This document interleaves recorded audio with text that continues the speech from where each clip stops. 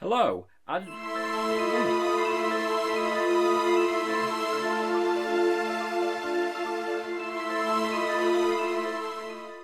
we go. Much better.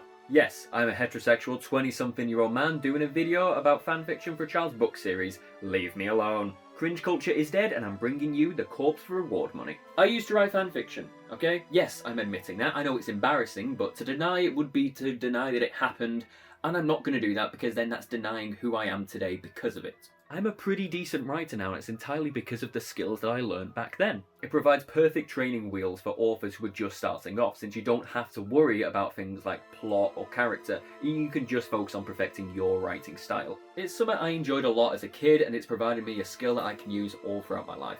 Story time now. I was checking my email one day and ended up looking in my spam folder and I saw a notification from fanfiction.net. Someone had followed one of my stories and I think, oh yeah, I remember that. I worked quite hard on that like 8 or so years ago when I first wrote it. After that, I didn't think anything more of it, so I just scrolled on and then there was another one. I scrolled on and then there was another one. And then another one. So I decided to go back onto my old profile, look in the settings and oh boy. Now, for a bit of context, I've always wanted to be an actor. Since I was young to now, I've just always liked entertaining people. Whether that was stage, screen, or even right here on YouTube, I just always felt comfortable with people watching me, and I genuinely enjoyed entertaining people. I was also a big Doctor Who fan, because I'm a sucker for the campy stuff, and something that always boggled my mind back then was the fact that these actors could have such small roles, and yet years after their death, they could be immortalised by this fan base.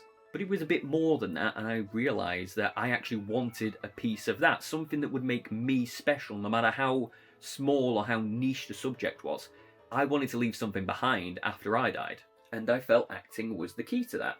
Now that I am an actor, however, I've found it's not quite as easy as I was expecting it to be. So then imagine my annoyance when I log on to fanfiction and I find out that this story has 600,000 views. That is the most exposure that anything I've ever produced has ever had. I became an actor because I wanted to leave something behind after I died, and yet the thing that I'm going to be known for was a bloody Harry Potter fanfiction. Which finally brings me on to the topic of this video, because if you can't beat them, you might as well make money from them. So this video is kind of a spiritual sequel / follow-up to the last one that I did. In the last one I talked about the phenomena in the Harry Potter fandom called Daphne Greengrass, and I spoke about the concept of Harry Potter fanfiction fleetingly, but now I'd like to do a bit of a deeper dive into it. Harry Potter has the most fanfiction out of any genre ever, yet it's a bit weird that no one ever acknowledges that. Fan works are often looked down on in a lot of ways. Now, I'm not saying that there isn't a reason for that, but I do think it's something worth discussing because, well, if anything, there's an audience for it. So I'm going to list a few stories that by all means they could absolutely do in the wizarding world, and I want you to tell me if these sound even vaguely interesting. And these are stories that they absolutely could tell, but are choosing not to. A 4-part book series, each one an origin of one of the founders, and then in the last one, ending with the formation of Hogwarts and a giant biblical battle between Salazar Slytherin and Godric Gryffindor. Or, say, a trilogy about Ilvermorny. Say a Hogwarts graduate goes to start an apprenticeship there, and then the culture shock is more than they were expecting. Or how about the obvious one? The Marauders. Seriously, JK, you devote that much exposition to explaining their story. It's obvious that's a story you want to tell, so just tell it. Or a Ministry of Magic TV series. A Hagrid prequel. Do you have any idea how popular a Hogwarts RPG would be? If you don't want to tell any of these stories, that's fine. Get someone else to do it. I'm unemployed. There's so much Harry Potter fanfiction because we aren't getting these stories anywhere else, and there is an audience for them. If there's a book you want to read, but it hasn't been written, you must write it. Toni Morrison. And that's what the audience bloody did. Now, my cursed, ridiculously popular fanfiction was called Living Dangerously, and it took Daphne Greengrass's fandom-created personality as a base, but then tried to tell a more character-driven, humbling tale about her. I make the effort to try and portray Daphne and Tracey and other Slytherin characters as real people who do encompass traits from their house, but aren't just evil.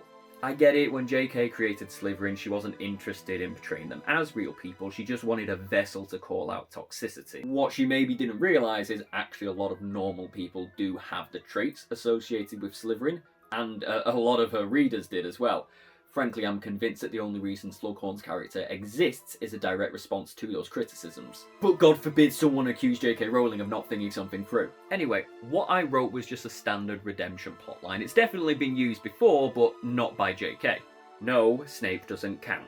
The moral ambiguity of characters in the Slytherin house is a goldmine of story potential, and it's a story people clearly want to see.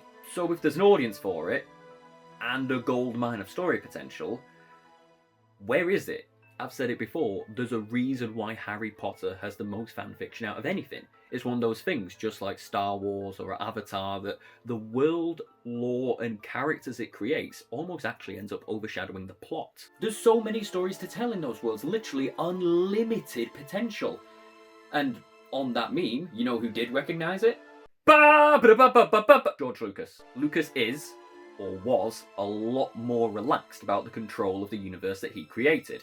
Whereas the problem with JK, one of the problems with JK, is that she likes money.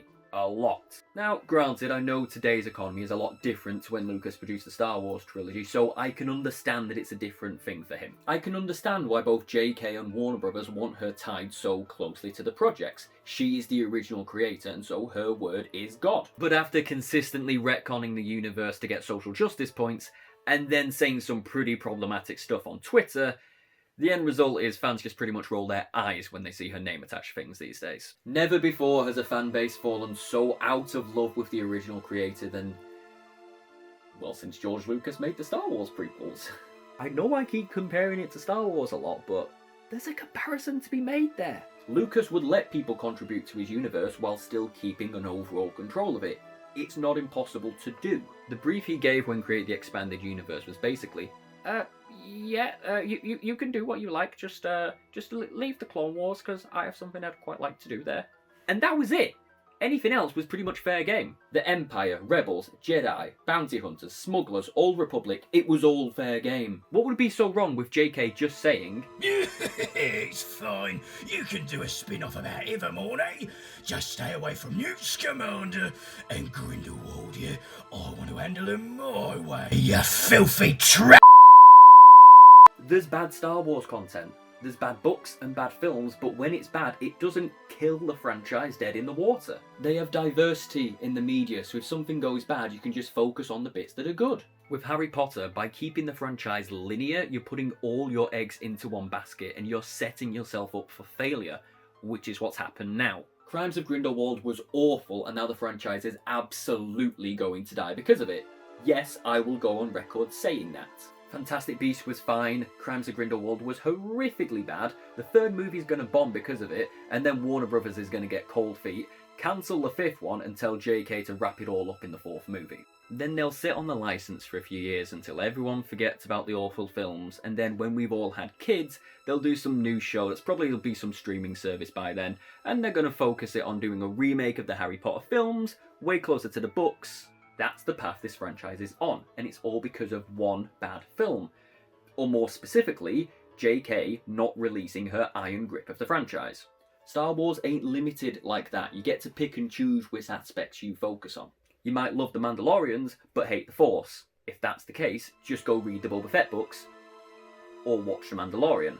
But if you're into Fenrir Greyback, then good luck rewatching Half-Blood Prince again and again and again for his 4 minutes of screen time.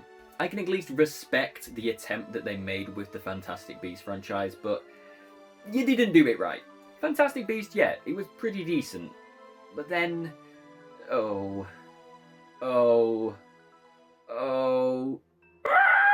of these problems stem from, surprisingly, the franchise name, of all things. In Star Wars, you get to tell a story on any planet with any characters in any era, and you just slap the big SW name on it, and it works. Now imagine if they'd called Episode 4 Luke Skywalker and A New Hope. Then that creates problems. What are the Clone Wars or the prequels called? Luke weren't in those. And you can already see this problem being evident with the abomination of a title that is Fantastic Beasts, The Crimes of Grindelwald. Those two things have nothing to do with each other. Like, what does that mean? Be like if they did A Study with Dolphins, The Crimes of Boris Johnson.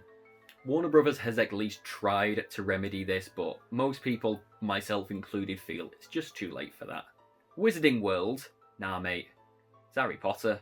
I can respect their attempt at fixing the branding issue, but you just don't get to do that when you're already 8 films into your franchise. And another thing that I only just realised way too late into the editing process to be able to include in the video. I'm trying to not turn this into a Star Wars rant video, but it's literally the same thing that Disney is doing there. The story of Star Wars is Anakin's story. From The Phantom Menace to Return of the Jedi, it is his rise, fall, and eventual redemption. To continue anything after that completely devaluates and defeats the purpose of it. The Skywalker saga is just a way to artificially extend the life of the franchise, and it's exactly the same that they're doing with the Wizarding World. The Fantastic Beasts film series are very obviously 2 franchises that they've just tried to meld together. Newt Scamander is nothing to do with the Wizarding War, he just isn't. Whether it was JK herself or just some executive at Warner Brothers, someone couldn't decide if they wanted a fun, whimsical film series about a quirky man discovering dragons, or some edgy, poetic, biblical story about 2 brothers driven apart by political differences. They could have easily created 2 separate film series with massive differences in tone, and then it would have gone a really long way to establishing this cinematic universe that they are obviously trying to set up. But in the end, it all comes down to money, and that's why these are the Harry Potter stories that you'll never read. Literally no one cares. A Hagrid